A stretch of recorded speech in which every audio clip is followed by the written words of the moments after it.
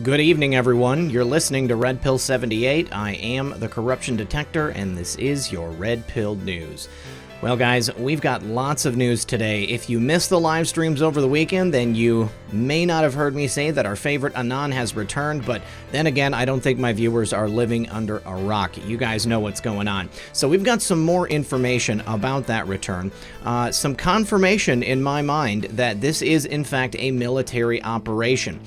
We've also got some interesting tweets on that same subject from 3 days, 3 nights in regards to the amount of time that our favorite Anon was gone. Also, Sidney Powell has filed some new paperwork in regards to those edited 302s for General Flynn's case. It might mean the whole thing is going to get thrown out. Then we do have a little clip from Judge Janine and Dr. Michael Baden talking about the evidence which points to the fact that this was not a suicide in terms of Jeffrey's death. Then it looks like James O'Keefe is also hot on this story. Apparently, there is hidden camera footage detailing the cover-up of this person, Jeffrey. Also, it looks like the NYPD commissioner has just submitted their resignation. That's hot off the press. And it turns out that there is confirmation from the Federalist that Stefan Halper was an informant for the Washington Post. Again, bringing everything back home. Also, it looks like 500 pages of FBI 302s from the Mueller investigation have been released. Those are pretty interesting. We're going to check that out. And some reporting from the conservative treehouse talking about why the arrest of Julian Assange was necessary to keep the clowns in America's cover intact in terms of this whole operation to remove President Trump. And finally, we've got some information on the whistleblower Eric Sharamella, and I think that you are going to want to hear what we have to say. All right, guys, so sit back, relax, grab your popcorn, and we'll be right back after a quick word from my sponsor. Is anyone out there stuck on a gift for the holidays? Well, here's your answer. This is the perfect gift for the patriot in your life. The President Trump Commander-in-Chief Solid Silver Coin. It's handcrafted in America for true Americans, and what a time to buy. Until December, Noble Gold are offering this incredible coin with a cool $10 off and a fantastic collector's display case, making an insane $17.95 saving on the price you'd normally pay. Go to TrumpCoin2020.com and select the Commander-in-Chief coin, and make sure to use the code REDPILL7810 for this unbelievable discounted price. Whether it's for Veterans Day, Thanksgiving, or even Christmas. Don't miss this one. Hit the link or go to TrumpCoin2020.com and choose the Commander-in-Chief coin, and make sure to use the code REDPILL7810 for this special discount. All right, guys, thanks for sticking around. First of all here, I did show this on the live stream over the weekend, but these are the new posts from our favorite Anon. They were a series of security tests. First of all, the first one did say BAS test 2. Now, what is BAS? I showed this the other day, but BAS could stand for either Business Automation System or Building Automation System. But the point is that they are both systems exclusively used by the federal government. They were developed, I believe, by private industry for use in the federal government. So what does that mean? All right, so what exactly is BAS? It's Building Automation Systems. It's a microprocessor system that is integrated with a building to control all types of different things, such as energy conservation, maintenance scheduling, system design considerations, and energy measurement instrumentation. So the theory here is that it took 93 days from the last Q post until this most recent Q post that just came out the other day. The Q confirmed the 93 days. What wouldn't have to take place in that 93 days? We had a movement not only of 8chan to 8kun, but a physical movement of the servers that housed all of the information for the website. What if Q team at the same time had to move buildings and move to a different facility, someplace else within the government, a different military base, something like that? Just something to consider. And I'm just thinking about the idea that this is the first post that came out as soon as Q came back after that 93-day window. That in order to use a BAS system, it's my understanding that our favorite Anon would have to be doing it in a government facility. So that would mean like a base or some type of military facility. But either way, this to me is confirmation that our favorite Anon is in fact military intelligence, probably DIA or DOD in some fashion. Now, going on to the next post, several security configuration tests, and this one actually does say DOD, route 1 through 9, 10 through 19, 20 through 29, and then a bunch of 9s and 1 through 99.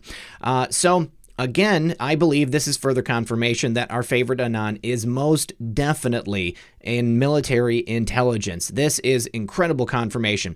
Then, of course, we had the YouTube video, which was an unfurled flying flag on a flag post. That's a bit of a tongue twister. And then 3 days and 3 nights said 8kun.net live today. 93 days dark since post Q3570. That was the last time that our favorite Anon posted.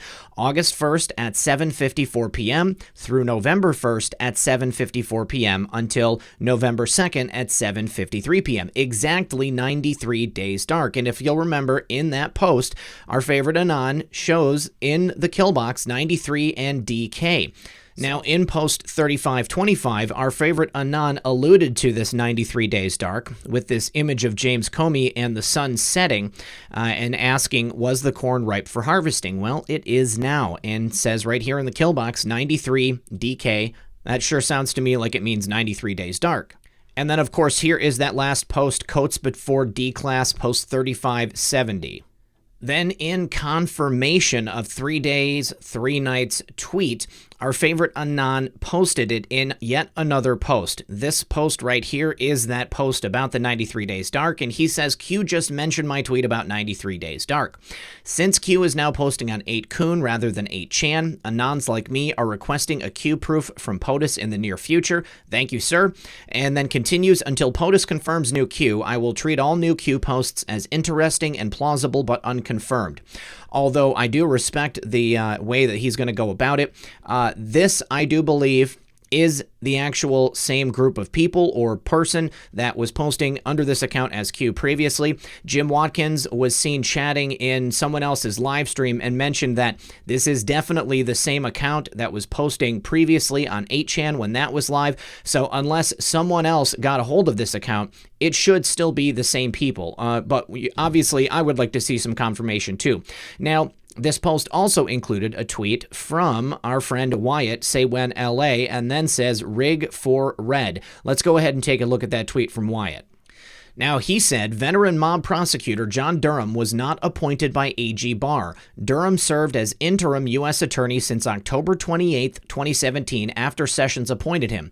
Coincidentally, the same day Q began posting. President Trump nominated Durham as U.S. attorney on November 1st, 2017. F me, it's happening. Now, if you've been watching the show for long enough, then you will know that we have talked about this before. At the time that I found that and put it out there, I said maybe Q was John Durham, and maybe that would be really cool.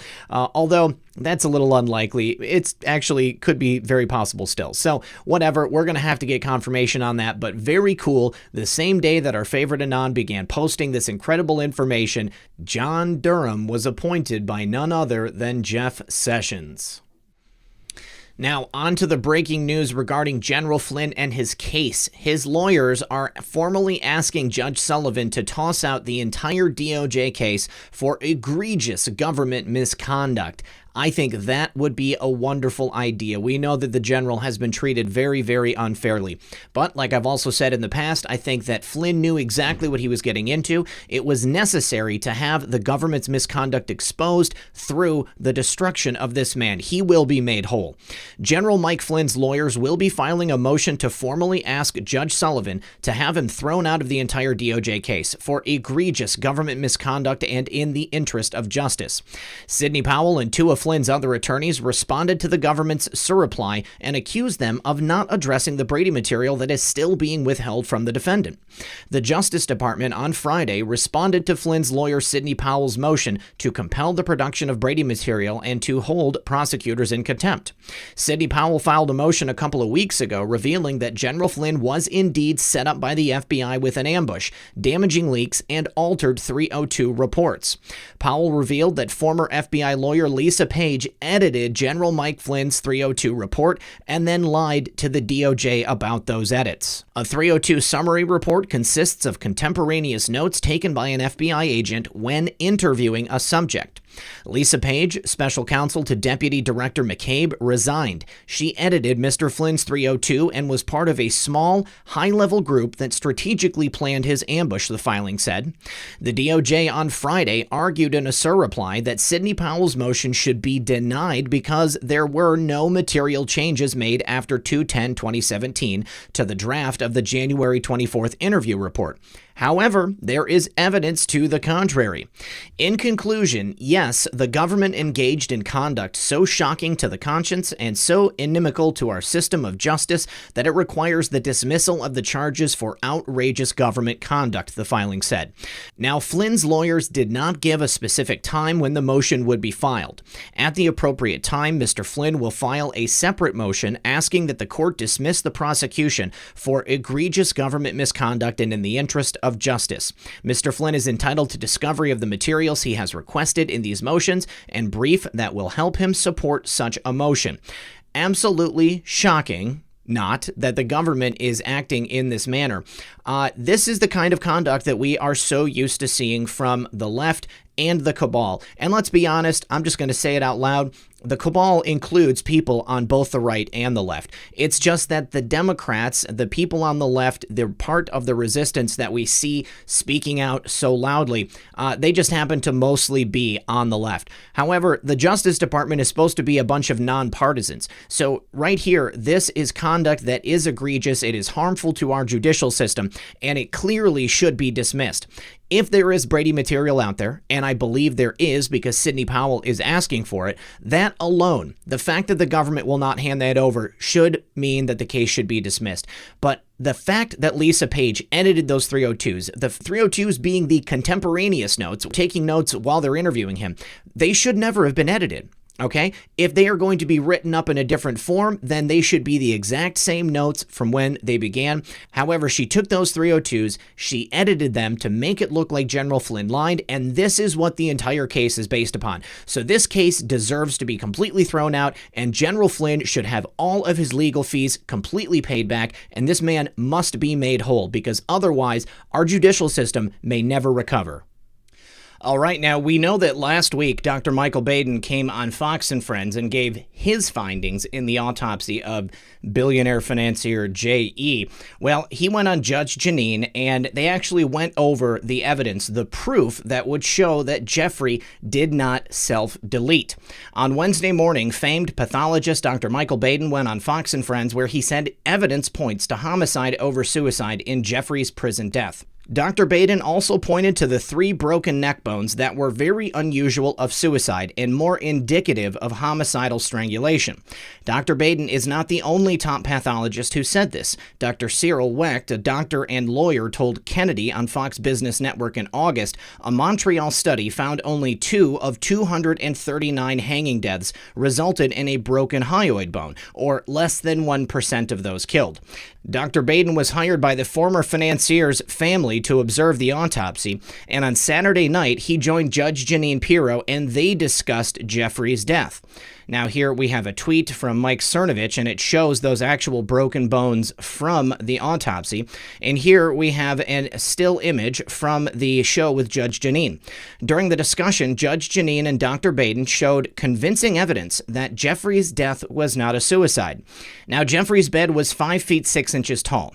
Jeffrey was 4 feet tall on his knees, and the noose was found tied to the bed at 3'6". According to Baden, the height of the tie would not bring enough force to break any bones, let alone 3 bones in his neck. Now, we're just going to skip right to the clip. Let's go ahead and take a look because this is very interesting. got this medical examiner in New York City. The first thing she does within 5 days, she makes a decision that the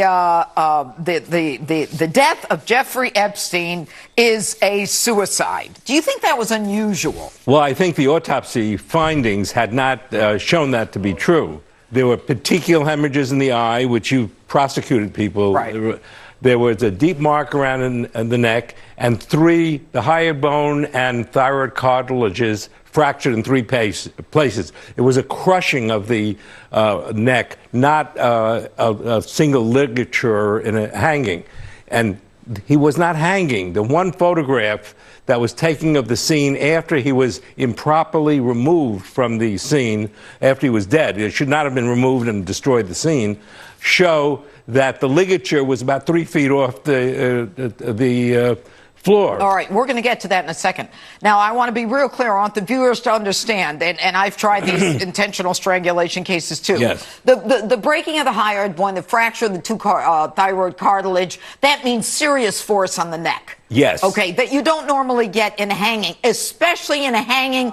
Here's a bunk bed. The height is 5'6" on his knees. Epstein is 4 feet tall. You now have been able to identify that the tie was right there. Right around here. We've got Jeffrey Epstein. If he's kneeling and the ligature is from there, there's like no force that can break the hyoid bone. Well, the ligature is tied up here, but it's down to the floor as far as the body goes. Yeah. So there's not enough force there to cause any fracture. Any fracture at all, let alone the fractures in this particular that you kind and of I hanging know are indicative of intentional strangulation, a homicide. What would you have wanted to look at in addition to the body? Well, the condition at the scene, because apparently he had, from the nature of the ligature, which is very tight around the middle of the neck, not the top of the neck, he had been dead for a few hours. We could see that right away before the body was found. The cameras weren't working that was supposed to be on him. Like the FBI would come in as a federal case. What did they find? Was that sloppiness because the cameras didn't work? Or was the wires cut? Or did they find something that showed the FBI, in looking at the film that was not good condition, they show him putting a noose around his neck, or an unauthorized person going into his cell? Did they investigate and in all these cases that happened, they have to talk to the inmates in the surrounding cells, their adjacent cells. What did the other inmates see? And interview the guards too. But the inmates can have a lot of knowledge. Guards were asleep. Why are both guards asleep? Occasionally I've seen investigating deaths in prisons that one guard has fallen asleep and then fudged the report. But I've never seen 2 guards fall asleep. That doesn't sound right at all. And there was one photograph taken after the body was removed, which you should look at, and it looks kind of staged. The noose and the body was. There's no DNA. There's no DNA from the noose. Plus, there are a lot of people who might have had a motive to kill, but we're not going to. Has been suggested. Gotta go. A couple of very interesting things there. The fact that the ligature was tied around the wrong part of the neck, the fact that the noose was tied to the wrong part of the bed, the fact that he is too tall in order to get the pressure and the force in order to strangle and then break those bones. Then, of course, you add in the sleeping guards, you add in the fact that they didn't bother to take DNA from the ligature, and, of course, the fact that they threw in at the end, there were several people that it has been suggested would have wanted him dead. What do you guys think happened? Everything sounds fishy to me on this, and it has from the beginning. And like we stated in the video I dedicated to this issue exclusively, that body did not even appear to be the right one. Well, guys, I think we might get some answers very soon. Let's take a look at this next thing. And here it is. James O'Keefe of Project Veritas says, our last insider helped us expose CNN, but now it's time to raise the stakes. A new insider has come to Project Veritas with secret video recordings. Hashtag Epstein cover-up, 11/5/19 at 9 a.m. That's right, guys. Hidden camera footage, hidden audio of someone involved in the Jeffrey Epstein cover-up. This could be the story of the century. And it seems like I have been saying that a lot lately because the revelations that have been revealed, things coming forward, people willing to talk about what they've been involved with, it's been unprecedented. And now, this one right here, Epstein did not kill himself, and we might get all of the information straight from Project Veritas. We're going to keep a close eye on this story, guys, and tune in tomorrow for whatever it is. Now, as I mentioned in the intro, we've got the NYPD Commissioner James O'Neill having submitted his resignation to Mayor de Blasio. As soon as we get more information about that, we will be bringing it to you. Now, the next piece we have... So right here from Benny Johnson, apparently it has been all but confirmed that the Clowns in America and FBI informant Stefan Halper was the source for the Washington Post's articles slamming and defaming General Flynn. Let's take a look at the article. Well, the Federalist has learned that the now outed Clowns in America and FBI informant Stefan Halper served as a source for Washington Post reporter David Ignatius, providing more evidence that the intelligence community has co-opted the press to push anti-Trump conspiracy theories. In addition, an email recently obtained by the Federalist from the MI5-connected Christopher Andrew, bragging that his longtime friend Ignatius has the inside track on Flynn, adds further confirmation to this conclusion. Svetlana Lakova, the Russian-born English citizen and Soviet-era scholar, told the Federalist that she only realized the significance of her communications with and about Ignatius following the filing of attorney Sidney Powell's reply brief in the Michael Flynn case. In last week's court filing, Powell highlighted that the Clowns in America, FBI, Halper, and possibly James Baker used the unnamed and unaware Lakova and the complicit Ignatius to destroy Michael Flynn. This James Baker is not the one who worked under James Comey at the FBI, but a James Baker in the Department of Defense Office of National Assessment. Powell wrote in her brief, Stefan Halper is a known longtime operative of the Clowns in America and FBI. He was paid exorbitant sums by the FBI, Clowns in America, DOD, through the Department of Defense Office of Net Assessment in 2016. His tasks seem to have included slandering Mr. Flynn with accusations of having an affair with a young professor, a British national of Russian descent. Flynn met at an official dinner at Cambridge University when he was head of DIA in 2014.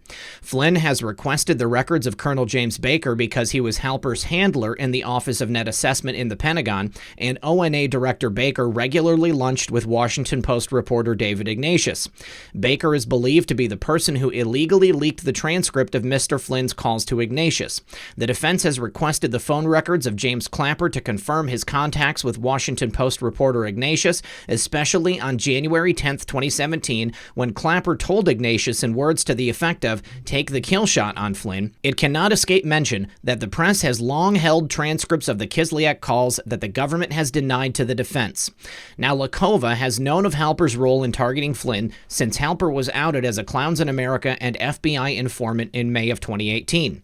She then sued Halper and several media outlets for defamation after they falsely repeated Halper's lies that she was a Russian spy engaged in an intrigue with Flynn. This honeypot storyline originated with Lakova's mentor at Cambridge, the official MI5 historian, Professor Christopher Andrew, when on February 9th of 2017, Andrew penned an article for the London Sunday Times entitled, "Impulsive General Misha Shoots Himself in the Foot."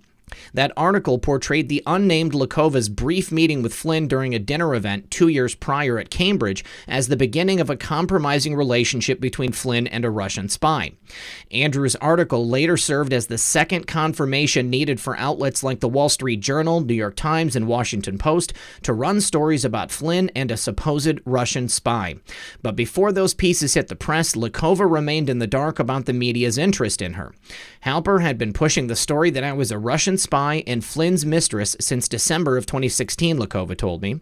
The New York Times' Matthew Rosenberg told me a source had been circulating these stories since December of 2016, she said.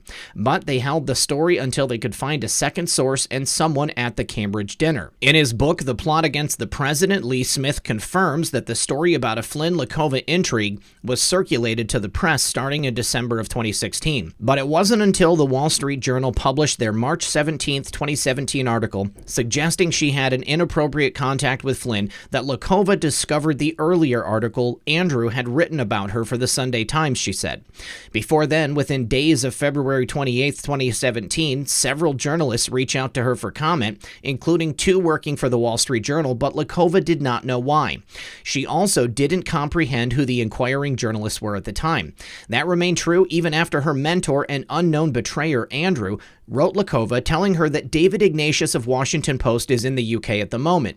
I've known him for years and trust him. I've given him your email and he accepts that if you don't wish to respond, that puts an end to it. Then significantly, Andrew noted that Flynn's career for years past is obviously going to continue to be investigated. David has an inside track on that, which I think he'd share with you if you're interested. And here is that email. I wonder what that inside track was. Now, what inside track Andrew meant is unknown. And when asked what this inside track on Flynn was, Ignatius did not respond. But his note came a mere month after Ignatius reported the illegally leaked details of Flynn's conversation with the Russian ambassador, which eventually led to Michael Flynn's firing.